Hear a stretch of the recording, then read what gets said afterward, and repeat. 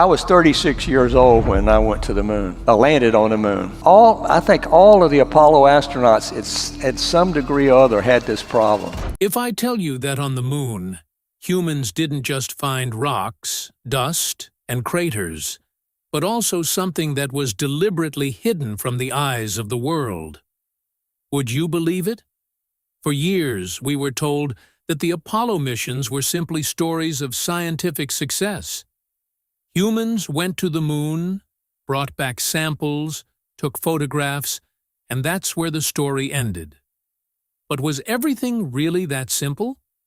Or was there something on that white, silent surface that forced even an organization like NASA to stay quiet?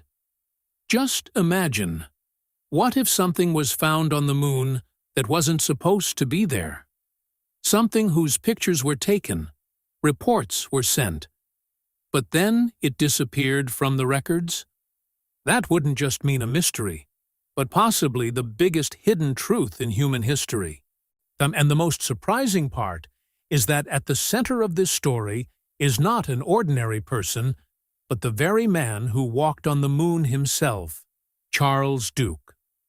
What exactly did he see? Where did those photos go? And could this be the reason humans never returned to the moon again? What is about to be revealed, in this video, could completely change the way you think, so make sure to watch till the end. To understand this in detail, go ahead and subscribe to the channel. April 27th, 1972 was a very special day in the history of space exploration. On this day, Apollo 16 astronaut Charles Duke became the 10th human in the world to step onto the surface of the moon. At that time, the eyes of the entire world were on this mission, because every new mission was showing the growing power and understanding of humans in space.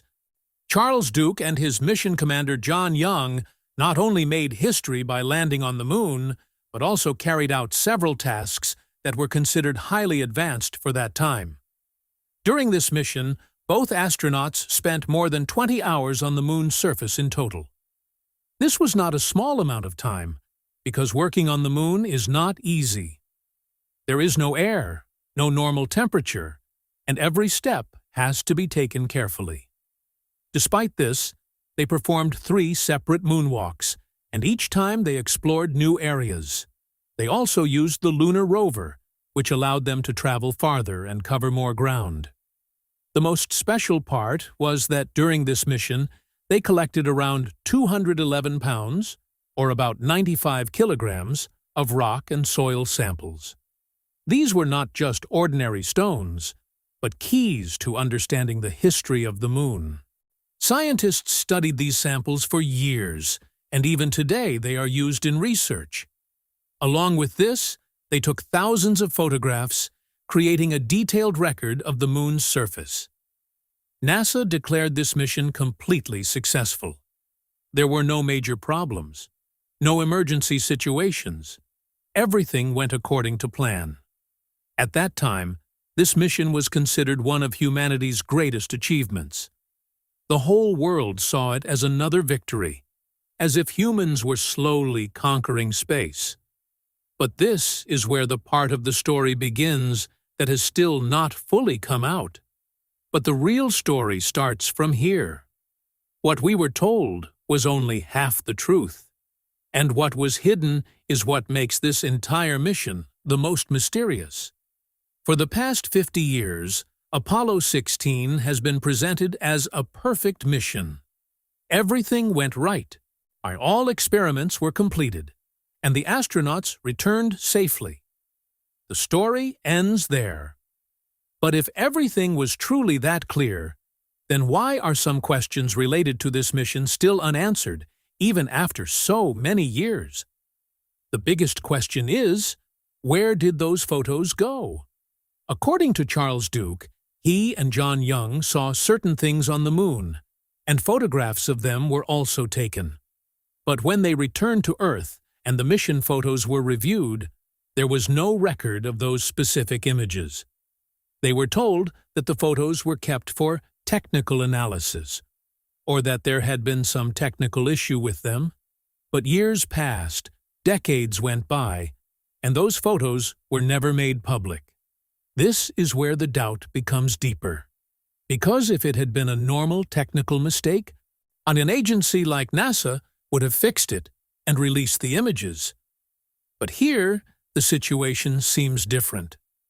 At different times, different reasons were given. Sometimes it was said the data was lost. Sometimes it was said that certain things were classified. But none of the answers were ever clear or satisfying. And it's not just about the photos. There is also talk of a secret discovery. According to Duke, they found something on the moon's surface that simply should not have been there. Something that did not look natural at all. This is the exact point where the mission shifts from a simple scientific journey into a deep mystery, one that may still be hidden even today. Now, an important question comes up here. Can the words of someone like Charles Duke really be trusted? Because if an ordinary person told such a story, people would easily ignore it. But Duke was not an ordinary man. His entire career is proof of how disciplined, reliable, and technically strong he was. Charles Duke was born in 1935, and he completed his education at the United States Naval Academy, the same place that produces some of the finest military officers in the world. After that, he served in the Air Force as a fighter pilot, and later as a test pilot. Being a test pilot is not a simple job. You have to fly machines that are not fully tested yet. Every flight carries risk, and even a small mistake can be life-threatening. This kind of work requires not just courage, but extreme discipline, sharp focus, and accurate judgment. And Duke fit all these qualities perfectly. In 1966, he was selected for NASA's Astronaut program. And this selection process is so tough that out of thousands of candidates, only a few are chosen. NASA selects people who are not only physically fit, but also mentally very strong. They have to work in situations where fear, pressure, and uncertainty are always present. Duke successfully completed this entire training and proved himself as a dependable astronaut. The most important thing is that Duke was not someone who exaggerated stories or lived in imagination. He was a trained observer, someone who sees things, understands them, and reports them accurately. That is exactly why he was chosen, because he could stay calm and make the right decisions even in the most difficult situations. NASA needs people who rely on facts, not emotions. That is why when someone like Charles Duke starts telling a different story, even after 50 years, and it is not so easy to ignore it. To understand Duke's story, it is also important to know his connection with the Apollo 11 mission. Because Apollo 11 was the mission where humans first stepped on the moon. And in that historic moment, Duke also played a very important role, even though he did not go to the moon at that time. During Apollo 11, Duke served as Capcom, which stands for Capsule Communicator. In simple terms, Capcom is the person who directly communicates with the astronauts in space. That means every message that went from Mission Control to Neil Armstrong and Buzz Aldrin was delivered in Duke's voice. This responsibility is extremely critical, because there is no room for error. When Neil Armstrong spoke the most famous words in history, "Eagle has landed," the voice that responded from Earth was Charles Duke's. He said, "Done, Roger, tranquility. We copy you on the ground. You got a bunch of guys about to turn blue. We're breathing again." It was a moment the entire world was listening to, and Duke was sitting in Mission Control, becoming part of that historic event.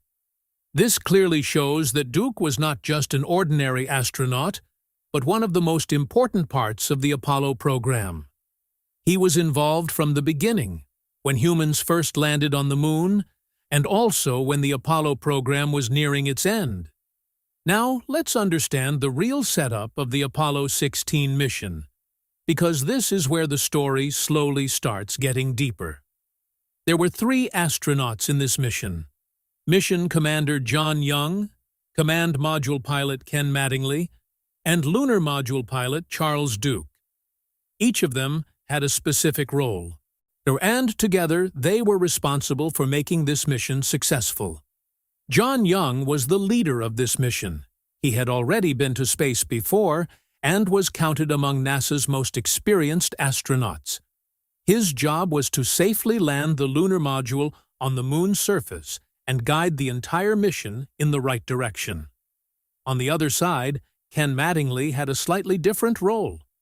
While Duke and Young were working on the moon's surface, Mattingly was alone orbiting the moon in the command module. His responsibility was to manage the systems, record data, and prepare for the return at the right time. Now, let's talk about the place where this mission landed. Descartes Highlands. This is a high and somewhat different kind of region on the moon.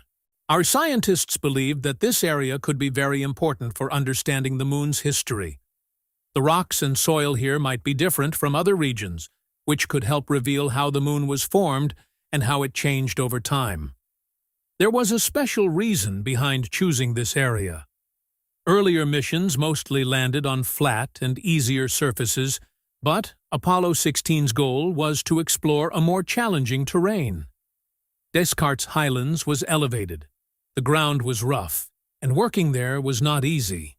But the real research was hidden in that challenge. Duke and Young's task was to go into this area, collect new samples, set up experiments, and take photographs. At the same time, Mattingly was observing the entire region from above.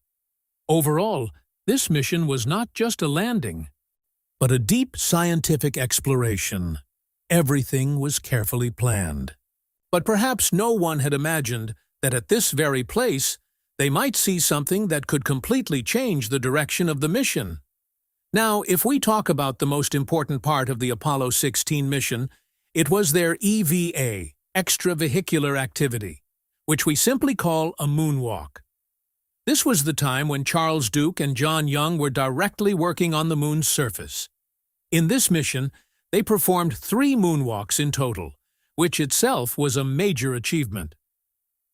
The first EVA lasted for more than 7 hours. During this time, both astronauts set up their equipment, collected initial samples, and began understanding the surrounding area. Working on the moon is not as easy as it looks in videos. Every step has to be taken in a heavy suit, and every task must be done slowly and carefully. Still, they worked efficiently and successfully completed the first phase of their mission. The second EVA was also longer than 7 hours, and this was the time when they covered the greatest distance. This time, they used the lunar rover, a special vehicle designed to move on the moon's surface. With the help of this rover, they were able to travel far and reach areas that would have been difficult on foot. In total, they covered around 16 miles, or about 25 kilometers, which was a big achievement for that time. The third EVA was slightly shorter, around 6 hours, but even during this time they completed several important tasks and collected final samples. Overall, Duke and Young spent more than 20 hours on the moon's surface. Every minute was recorded, every activity was monitored, and everything was documented. From the outside, everything seemed to be going exactly according to plan. 3 moonwalks, long-distance travel, successful experiments. But during these same EVAs, there were also some moments that do not appear in the official records. And perhaps those moments became the biggest mystery of this mission. Now this is where the story starts taking a strange turn, because during the second EVA, when Charles Duke and John Young were working on the moon's surface, they experienced something that should not have been there at all: the changing color of light. Normally, light on the moon is very direct and harsh. There is no atmosphere, so sunlight hits the surface without any filter. This means everything should either appear extremely bright or completely dark in shadow. There should be no color variation, no softness, no gradual change at all. But according to Duke, When they reached a specific area, later called the K Plains, they started noticing something unusual. He said that where the light should have been completely white, there was a slight blue and green tint visible.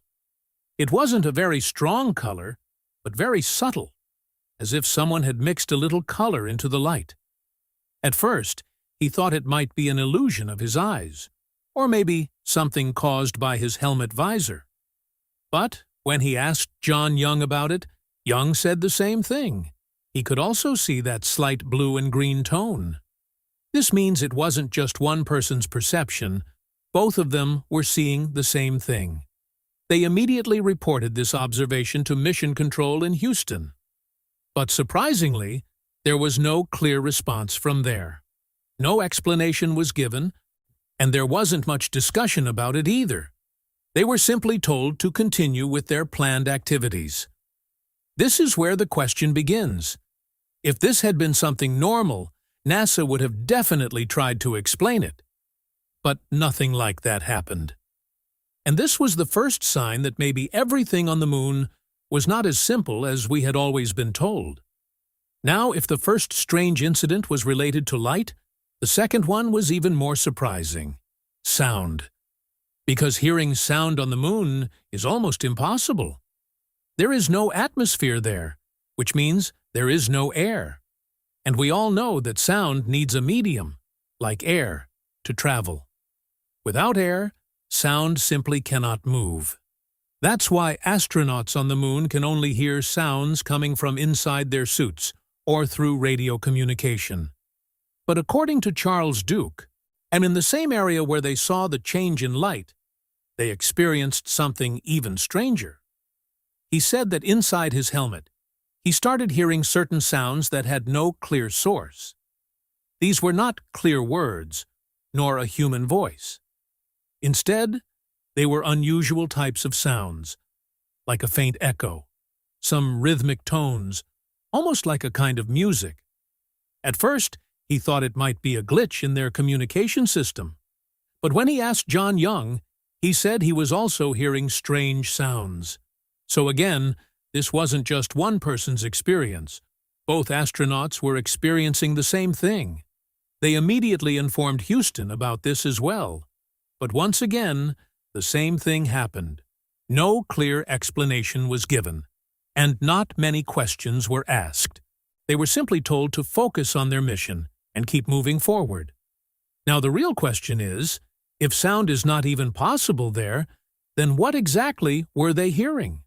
Was it just a technical issue or something beyond our understanding?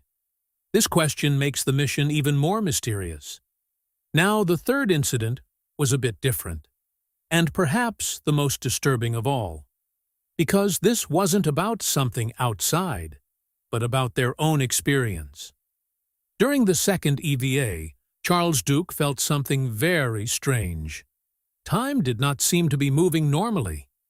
He said that at some moments, it felt like time was moving very fast, as if minutes were turning into seconds, and in some places, it felt completely opposite. Small tasks that should have taken just a few minutes felt very long, as if time had slowed down. But when he looked at the mission timer, everything was completely normal.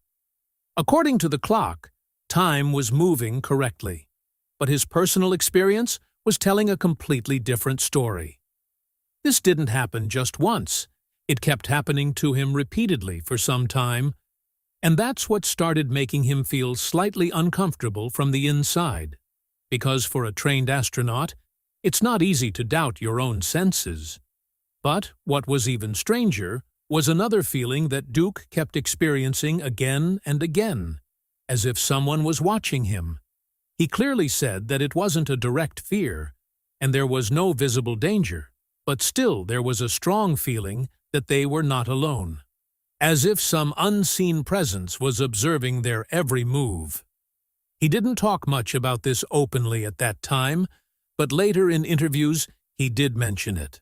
Oh, and the most surprising part is that this feeling was not limited to him alone. John Young also felt something similar to some extent. Now, the question arises. Was this just mental pressure? Or was there really something there that they couldn't see, but could definitely feel? This is the exact point where the mission shifts from a simple exploration into a deep mystery.